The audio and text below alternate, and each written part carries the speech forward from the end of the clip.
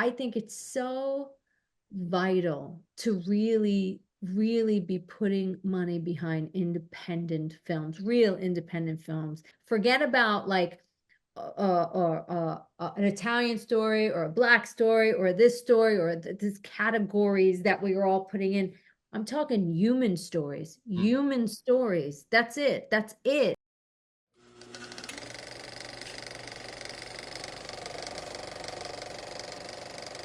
Jennifer Esposito, thank you so much for talking to me here on Underexposed.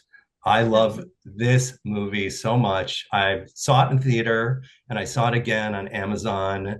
So, for those who haven't been lucky enough to see it yet, I wonder if you could just describe it for us, describe Fresh Kills for us, please. Sure. It's the first time we're seeing the point of view from the females in a mafia film. So it's about Rose and Connie, played by Emily Bader and Odessa Azion. And these are these two young women that grow up in this mafia family, and it's their discovering who and what their family is about, and it's discovering their place in it, or supposed to be their place in it.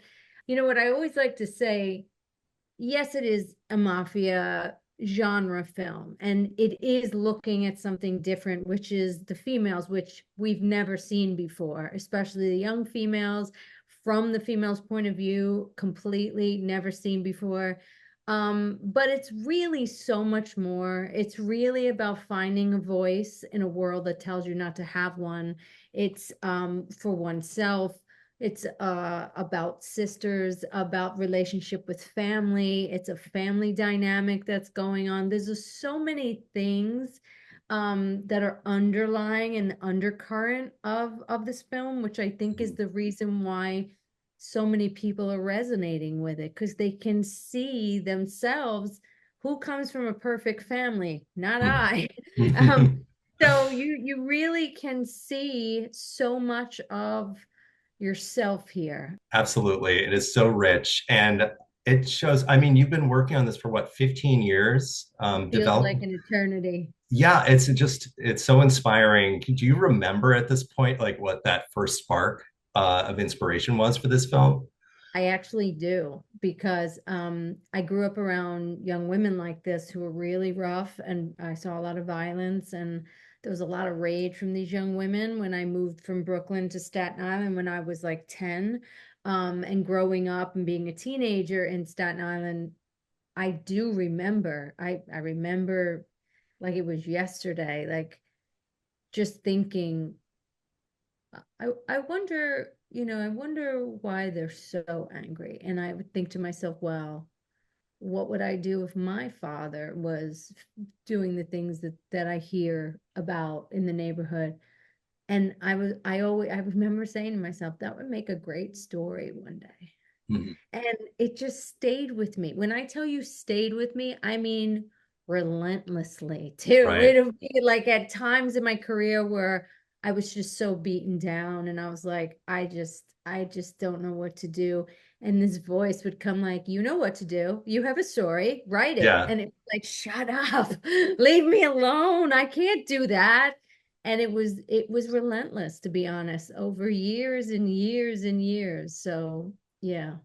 When you finally gave in to that voice and started writing it, do you remember that moment of like crossing the Rubicon and being like, I'm gonna do this? It's your first script, right? So it's like First script, yeah. amazing.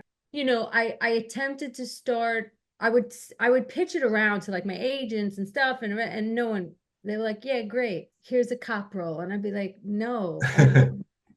But you know, I realized what I realize now what I was doing. I didn't know then.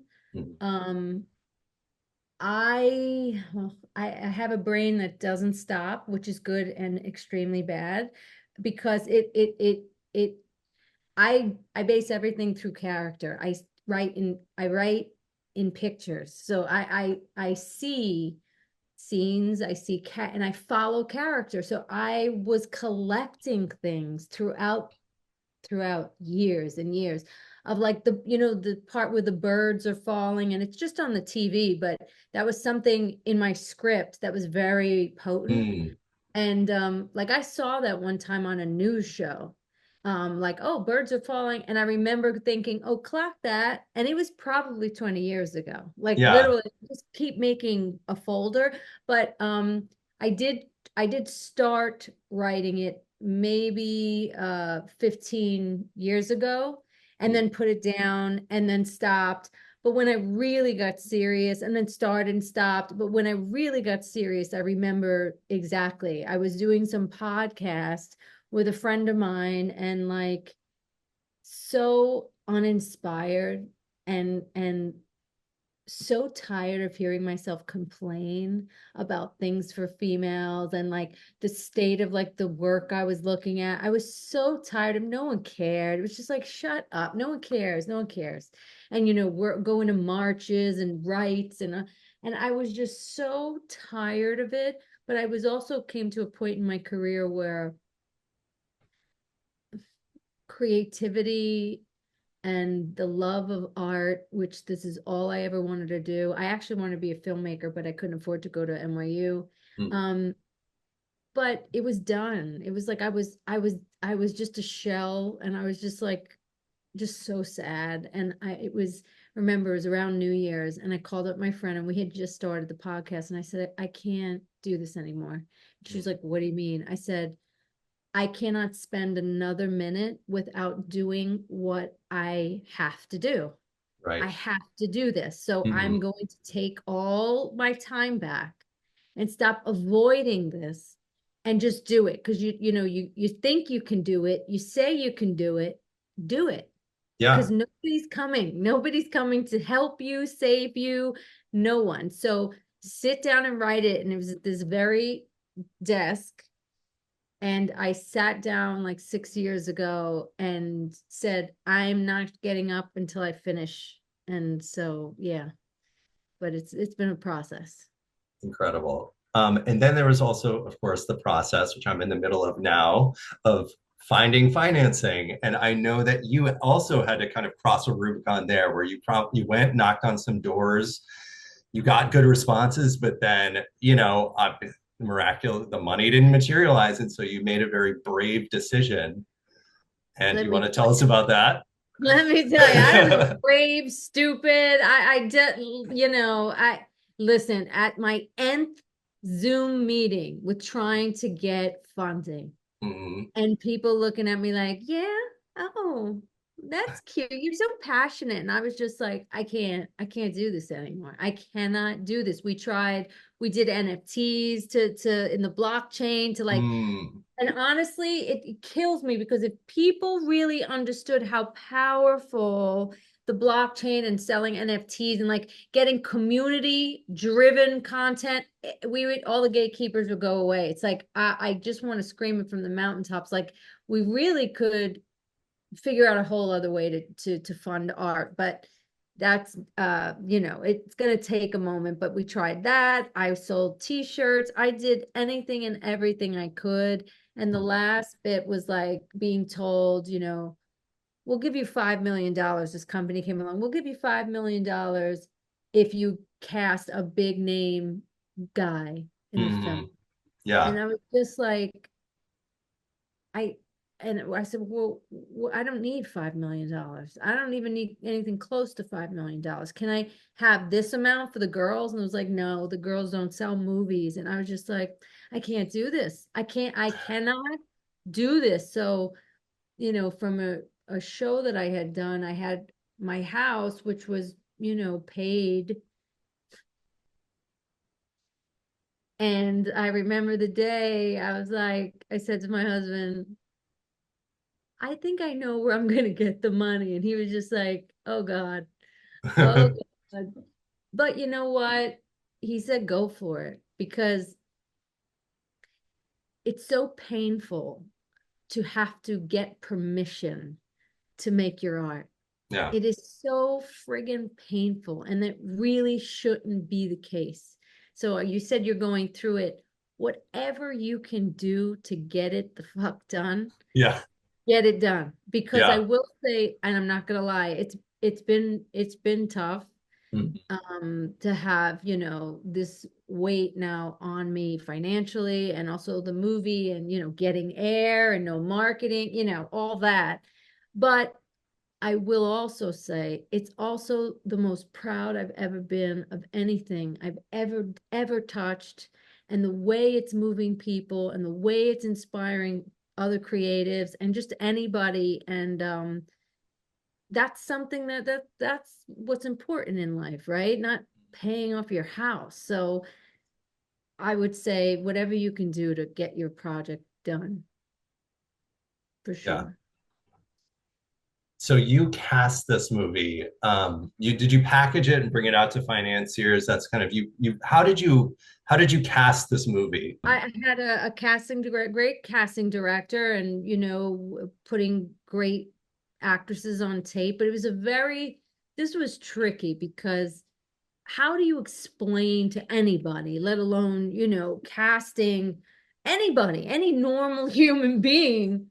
I didn't grow up like, I grew up around really violent girls. It wasn't like, oh, hit. It was like punches and throwing people on tables and like bottles overhead. Like, Mhm. how do you explain that to people who don't understand that? Like, so this was really particular. I kept saying, like, sweet from Staten Island and where I grew up is not sweet from like Kansas. It's a very different sweet. It's a very different thing. And the rage that the role of Connie has to have is Mhm. is not something that anyone will understand unless you've seen it, and unless the actor really understands and has that kind of fire.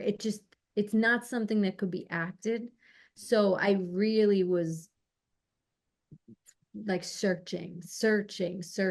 And I actually saw a friend recommended that I watch. Odessa she was in a show on Netflix. And she said, "You really should watch this kid," because she had read the script, and she goes, "You have to watch this." And I said, "Okay." And I sat down and watched the whole season. I was riveted. I was like, "This is her. This is her. That's Connie. That's Connie." Mhm. And um and sure enough, it turned out to be Connie. And then Emily, going through every submission, every pile of no's and yeses, and then just seeing her, and then bringing her in for a reading on Zoom that I could meet her. And I was just like, yeah, that's her. That's her. It's just, they're so talented, these young women. Those are two like I would call it like breakout performances. And just Agree. even on watching it again, I mean, Emily really jumped out. It's just like that's hard stuff to do, and a very brave role to root the movie around because it's she's so contained the whole time. It's just incredible to watch Thank you. what you achieve as a director, what she achieves as an actor. Yeah, no, I agree. I agree. It was Connie is the flashy role, and Hmm. at that, and Odessa does an insane job. But there's something very, very difficult to what Emily did. And I don't think Yeah, people understand how difficult it is to do yeah, what she did yeah. and do it so seamlessly. I agree. Beautiful performances. And across the board, I mean, everybody that you have in the movie, yourself included, every performance. This is what I mean about casting. It's like you cannot pick any role in this movie and say anybody else could do it better or anything. Everything it's so flawless. It's so perfectly realized Thank and you. so well directed and so rich. As an actor yourself, I mean, I wonder what I don't know if you can articulate it, but what did you bring from that acting to your directing? Everything. Like, I write as a actor, like I write through Mm-hmm. character. I really do write through character. That's why, like, my outlining is shit, because it's like, Right. how do I know the story if I don't follow the characters? Like, they Yeah. speak to me. I gotta follow the character, like what she needs next. It's annoying, but it's the way I went into this.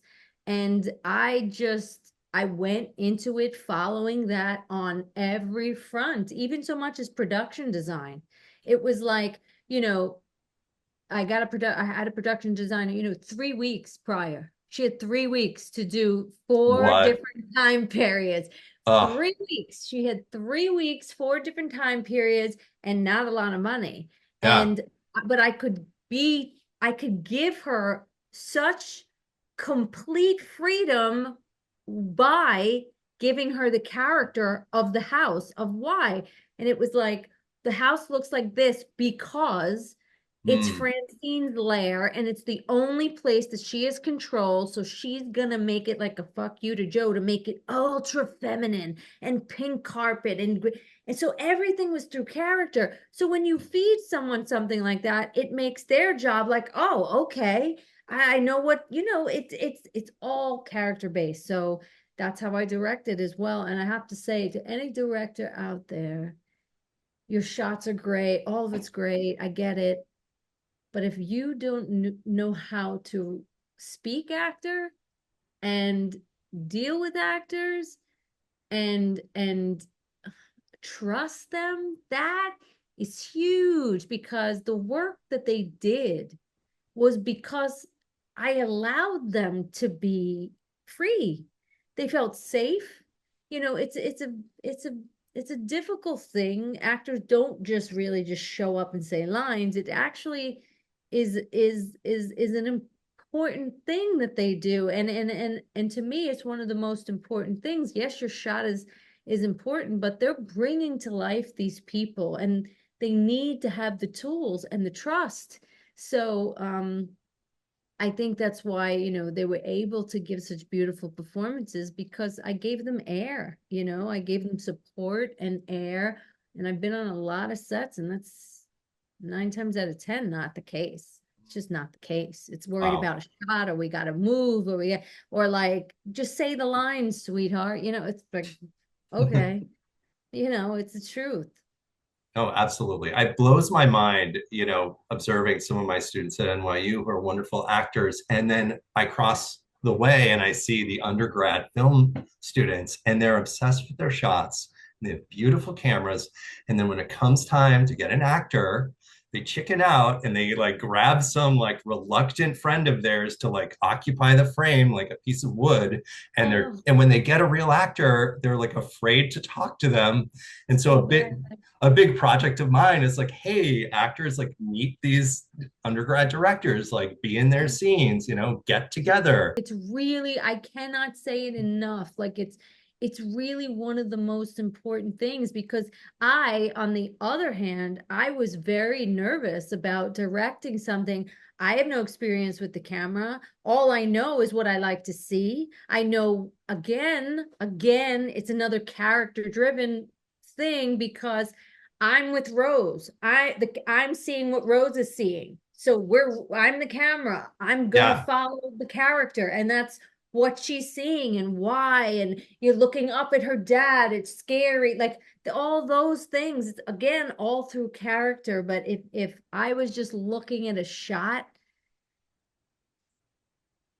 it's that I implore any director to take acting, understand Yeah. acting. It's a completely different thing.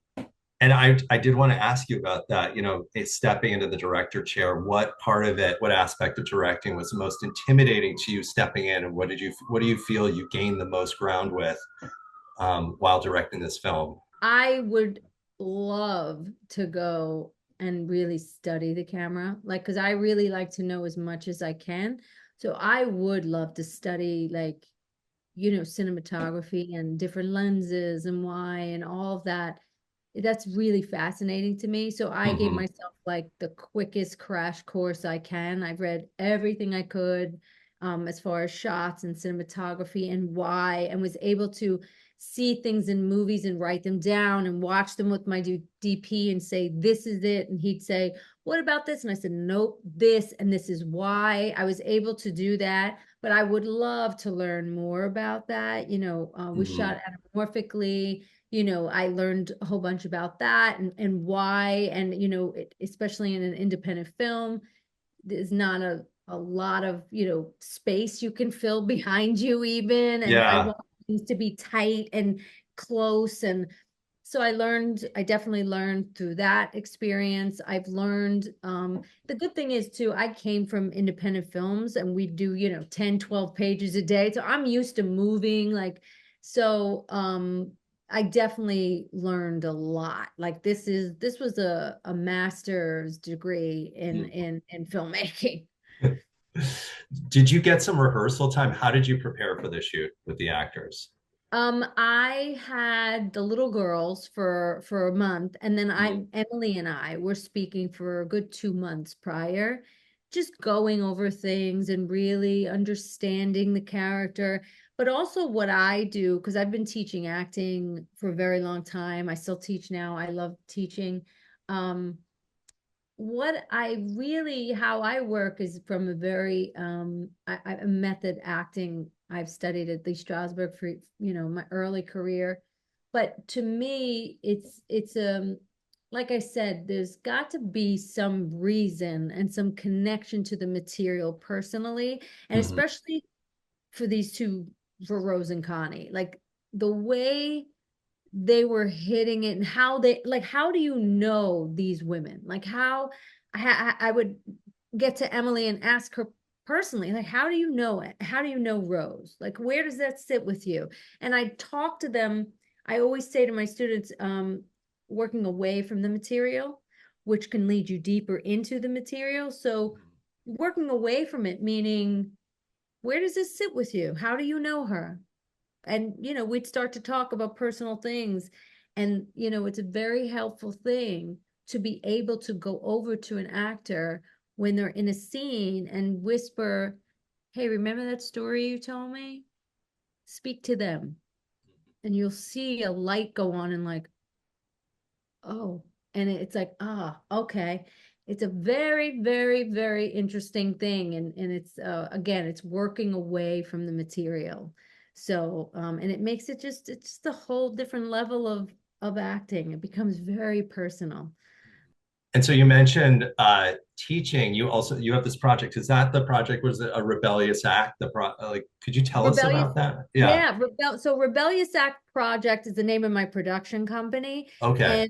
And but that's also, my classes all sit under that, and I do something called the I'm Sorry monologues, which is a writing workshop for women, and we actually then take the pieces, and we put it up at La Mama last December. It's like the moth meets the vagina monologues, and it was like just such a great experience. I actually just came from looking at this other space because we're going to do it again in October.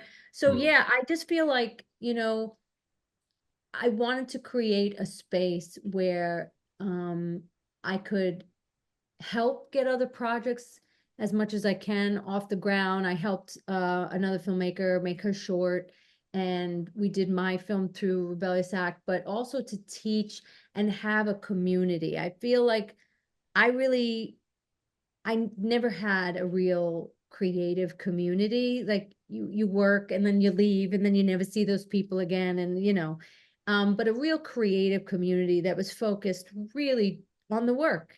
So I created it, and that's what I've been doing with my classes in a Rebellious Act. And I teach in person in New York, but also online. So like the I'm Sorry monologues is, I had people from Canada, from England, from Switzerland. It's been really amazing. It's been really, really amazing. So yeah, anyone interested, they should definitely come check out my classes because it's been just such a lovely community. awesome. Where would they be able to do that? Did you have like a website or something you Yeah, can mention? rebelliousAct.com. Amazing. Okay, Yeah. right. You touched on the state of the industry and reforming the industry a little bit earlier. I would love to pick your brain about what you think we can be doing as artists, not just sit on the sidelines and complain, which is what I've been kind of, which is the essence of why I started this Substack. Hmm. Um, just having so much enthusiasm and frustration and wanting to do something with it that could potentially be constructive and community building, as you've done.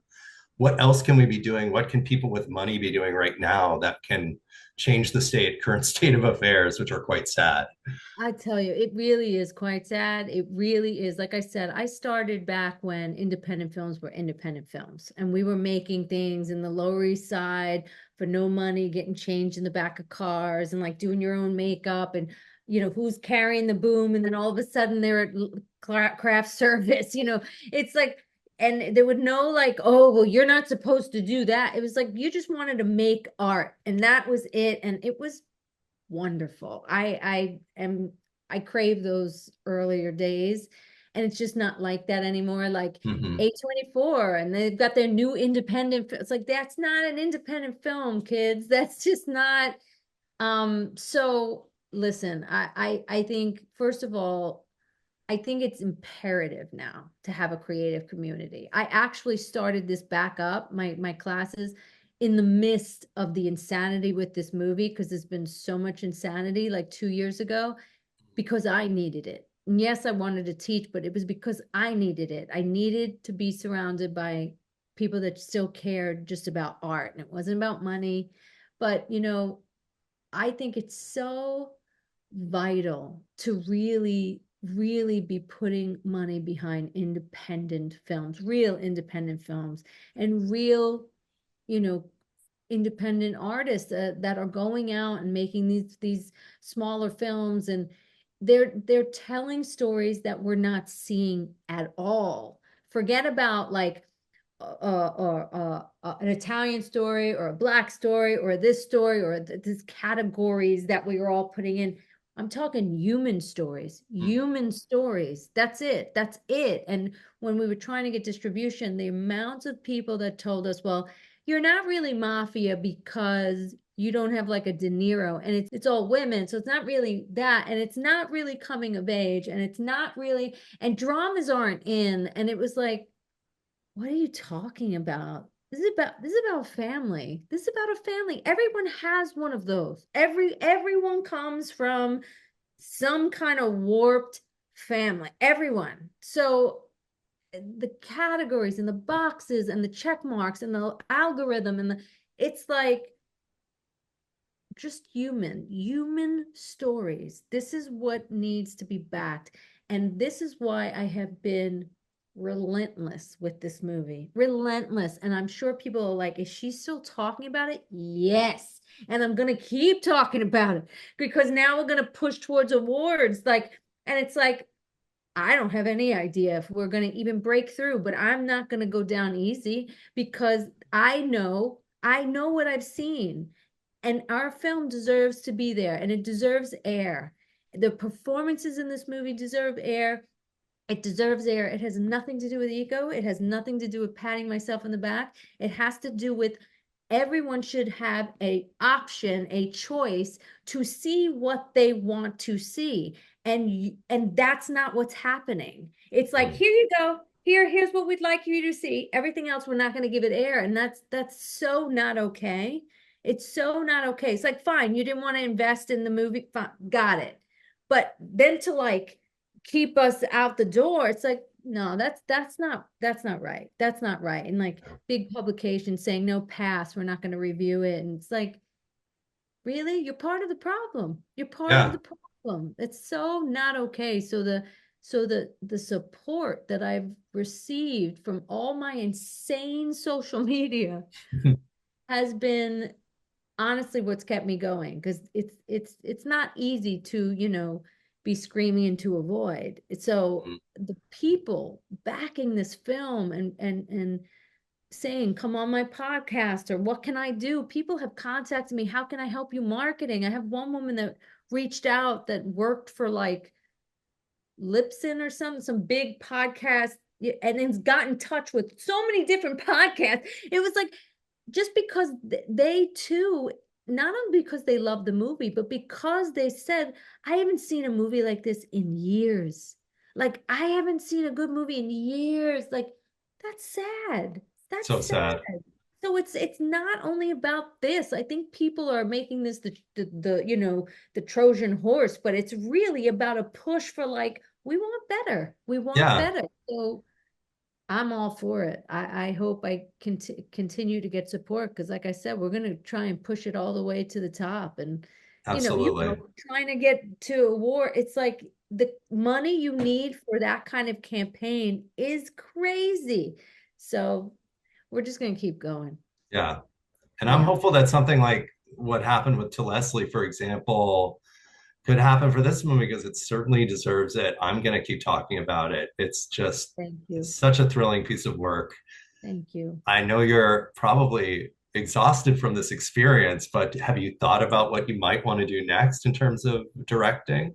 It's funny you said to Leslie because not only is the person who was responsible to get to Leslie pushed the way it was is one of our producers. Amazing. But second is so weird. The guy who wrote to Leslie, Ryan Mhm. Bianco, Yep. I'm actually set to direct his next film. I'm So so excited. it's like a match made in heaven. We have an offer out to the lead, which is the lead female, and if this lead female says yes, Yeah. oh my God, it would really. But again, it's all based on who we get for that lead, and it's a great story. And with my take on it, it's really a perfect marriage because Ryan is Hmm. very much you saw what he wrote to Leslie. He's a Yeah. great writer, but with my then female eye in there, I'm praying we get to make this movie because it's really could be something. It really could be something. So I'm hoping that works. And then I'm, writing three other things right now that I like, forget about sleep. It's like my brain is constantly going. Um, but yeah, this is all I kind of want to do. It's just the truth. This is just Yeah. all I want to do. So I'm just gonna keep going. But it's sometimes I will say it, you definitely I look at how much trouble I had making like the amount of roadblocks with fresh kills that you sometimes think like I said to my husband the other day, I was like, I don't think I can do this. Like, I would be crazy. I think I'm gonna breed dogs. He was like, what are you talking about? You can't breed dogs. I was like, yes, I can. I think I would be insane to keep going. Like, nothing gets made. I would be insane. And Mm. then it's like, I know that you love dogs, but it's never gonna happen. You're never gonna be able to give up the fight. Never. Hmm.